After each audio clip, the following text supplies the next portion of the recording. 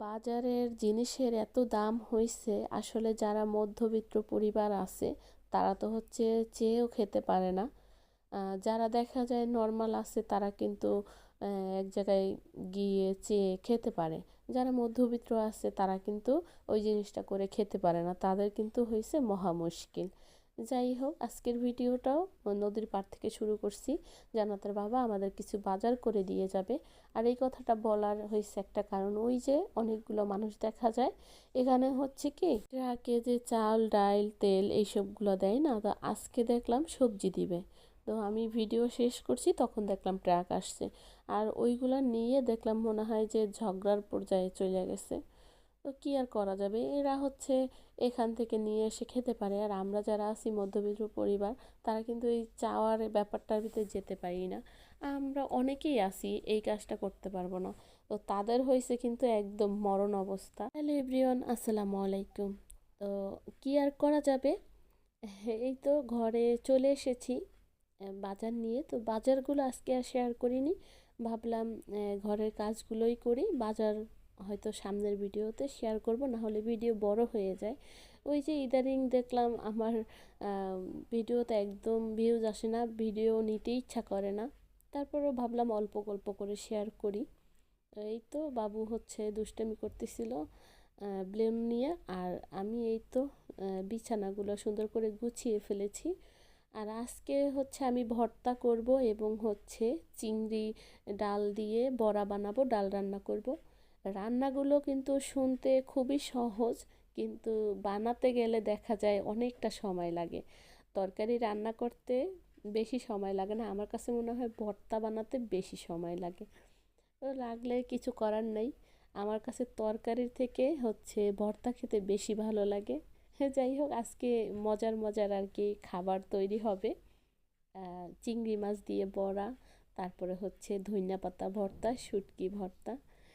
এর আগে এই যে ঘরের কাজগুলো শেষ করে নিলাম, ফার্নিচার মুছে নিছি, তারপর বিছানার ওই যে চাদর চেঞ্জ করে নিছি, সব কিছু কমপ্লিট। এদিক থেকে শুধু ঝাড়ু দেওয়া বাকি, সেটা হইতে দিয়ে দিচ্ছি। এই কাজটা আমার সাথে প্রতিদিন হয়, আমি ঝাড়ু দেই আর ও হচ্ছে আমার মায় এই কাজটা করে। এটা করবে আর আমাকে বলবে সরি সরি সরি। কি আর করব, কিছুই করার নয়। তারপর হচ্ছে আমি দাঁড়াই থাকি, সে হচ্ছে এরকম দুষ্টামি করে। তো এই তো এরকম করেই হচ্ছে কাজগুলো করি। যাই হোক, ভর্তার কাছে চলে আসছি, দেখলাম ধইন্যা পাতাগুলো লাল হয়ে যায়, অনেকগুলো পাতা নিয়ে আসছিলাম। আর এখন হচ্ছে আমি দেখলাম ধইন্যা পাতার দামটাই হচ্ছে কম, এক পা ধইন্যা পাতা 20 টাকা। তো সেই জন্য এক পা নিয়ে আসছিলাম, আর এগুলো খাইয়ে শেষই করতে পারি না, ভাবলাম এখন হচ্ছে শেষ করে নিই। তারপরে আবার চিন্তা করলাম যে এখন আরেকবার হচ্ছে বেশি করে নিয়ে এসে ফ্রোজিং করব, কারণ সামনে বেড়ে যাবে, যদিও দেরি আছে এখনও বাড়তে। তারপরও নিয়ে আসবো, নিয়ে এসে রাখবো। আর এই তো ভর্তার জন্য সব কিছু নিয়ে নিছি, মরিচ পেঁয়াজ রসুন, আর হচ্ছে চিংড়ি মাছ আর কি, চিংড়ি শুটকি ভর্তা করব। আজকের মজার ব্যাপার হয়েছে, ভিডিও এডিট করতে গেছি আর হচ্ছে বাবু ঘুমাই গেছে, আমিও ঘুমাই গেছি। এমনিতেই হচ্ছে গলার অবস্থা খারাপ, ঠান্ডা লেগে, তারপরে হচ্ছে ঘুম থেকে উঠে ভয়েস দিচ্ছি, সেই জন্য না ভয়েসটা কেমন যেন। যাই হোক, আমার প্রিয় আফুরা, আজকের ভিডিওতে ভয়েসটা একটু অন্যরকম লাগতে পারে, ক্ষমা সুন্দর দৃষ্টিতে দেখবে। আর হচ্ছে আজকে যদি নতুন বন্ধু হয়ে থাকো, অবশ্যই আমার চ্যানেলটা সাবস্ক্রাইব করে দিবে, আর একটা লাইক দিতে ভুলবে না, কমেন্ট করে জানাবে ভিডিও কেমন ছিল। এইখানে হচ্ছে ডাল আর হচ্ছে ওই যে গুঁড়া মাছগুলো ধুয়ে পরিষ্কার করে নিছি, আর হচ্ছে এই পাশে ডাল বসিয়ে দিছি প্রেশার কুকারে। আর আমি প্রেশার কুকারেই ডাল রান্না করি। এখানে হচ্ছে রসুন পেঁয়াজ এগুলো হচ্ছে একটু লাল লাল করে ভেজে ডালটা হচ্ছে বাগার দিয়ে নিচ্ছি। আর প্রেশার কুকারে ডাল রাঁধতে মাত্র মনে হয় 2-3 মিনিট লাগে, দুইটা সিজ দিলেই দেখা যায় ডাল হয়ে যায়। তারপরে হচ্ছে আমি একটু তো বাগার দিয়ে নিই। তো ডালটা বলক যখন আসবে আমি চুলাটা অফ করে দেব। এইদিকে হচ্ছে মাছ ডাল এগুলো বেটে নিছি, পেস্ট কেটে নিয়েছি, ধইনা পাতা কাঁচামরিচ এগুলোই হচ্ছে দিয়ে দিলাম। আমি হচ্ছে আদা রসুন বাটা দিলাম না, অনেকেই আদা রসুন এটার ভিতরে ব্যবহার করে, আমি দেই নাই। আমার হচ্ছে আদা রসুন বাটা এটা ভাল লাগে না, কারণ চিংড়ি মাছ তো সেই জন্য আদা রসুন বাটা দিলাম না।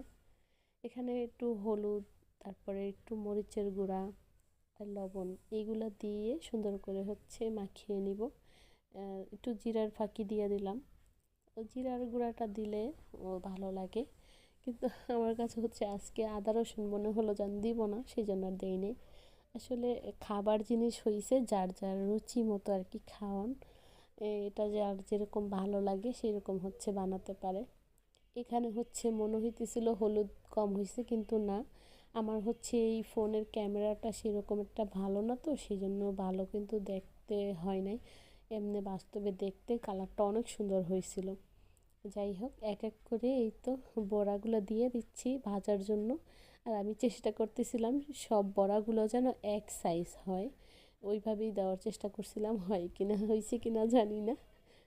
যাই হোক, একটু বেশি করে তেল দিলাম, ডুবো তেলে ভাজলে দেখা যায় বড়াগুলো খাইতে না ভালো লাগে। প্রতিদিনই হয়েছে মাছ খেতে খেতে একদম বোর হয়ে গেছি, মাছ আর ভালোই লাগে না আমার কাছে, মাছ একদম ভালো লাগে না। আবার দেখা যায় মুরগি যখন খাই, খাইতে খাইতে ভালো লাগে না।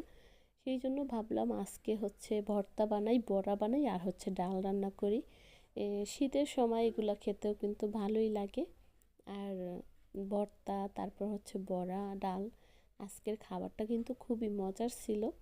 তো হঠাৎ করে যদি একদিন বড়া খাওয়া যায়, ভর্তা খাওয়া যায়, ভালোই লাগে। প্রতিদিন মাছ মাংস খাইতে খাইতে দেখা যায় মুখের অবস্থা খারাপ হয়ে যায়। আর ওই যে বাজারের কথাটা বললাম, আসলে আমি হচ্ছে মাঝে মাঝেই নদীর পাড়ে যাই, তো দেখি যে অনেক আপুরা আছেন, তারপরে আন্টিরা আছেন, অনেক অনেক আঙ্কেলরা দেখিয়ে আসেন, মানে কার আগে কে জিনিস নিতে পারে এইগুলা করে।